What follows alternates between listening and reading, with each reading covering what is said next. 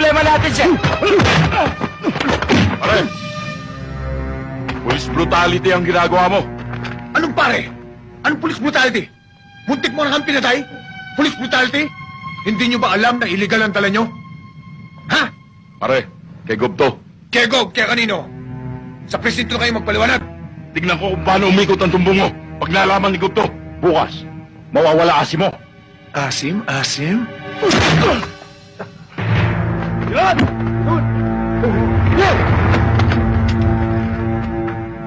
Nagpakilala na sa'yo. Tinuluyan mo pa. Sir, wala naman sa memo nyo na kapag nagpakilala sa amin, hindi namin uuliin. Sinabi na sa'yo kay gobernur yun eh. Ngayon ko lang nalaman, sir, na ang gobernador ay may karapatang kumalbo ng bundok at hindi dapat huliin ng sino man nagpapatabad ng batas. Abelardo, baka nakakalimutan mo akong hepe mo. Hindi ko nakakalimutan yon, sir. Pero ano bang klaseng batas meron tayo? Bakit kapag mataas na tao ang kasangkot, bakit para tayo pang mali? Wala na ba tayong karapatang tumablaman lang kahit sa katuwiran?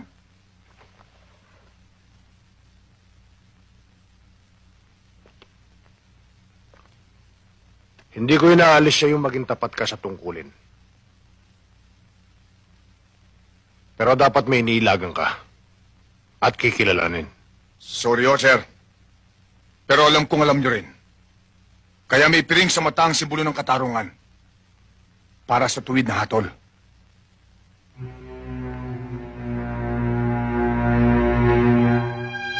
Mayor, hindi ko akalain na dito pala sa lugar mo, walang kinikilati sa mga pulis.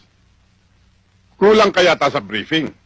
Ang dapat, ang kasangga, hindi tinatalo.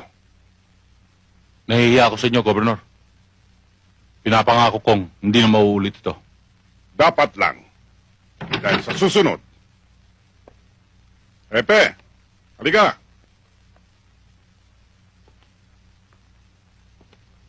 Maupo ka.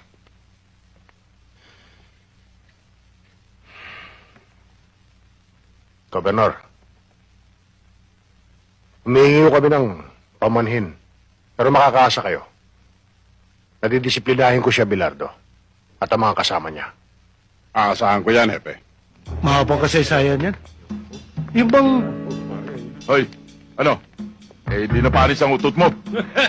Sarento, Abelardo. Hindi ka pa ba luluhod para sumampalataya sa mga sinasabi namin? Hindi ako lumulod sa demonyo. Ganun, ha?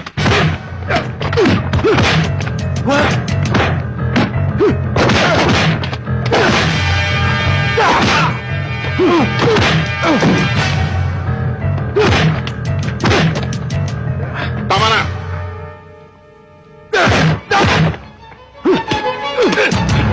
Sige, puputokin mo.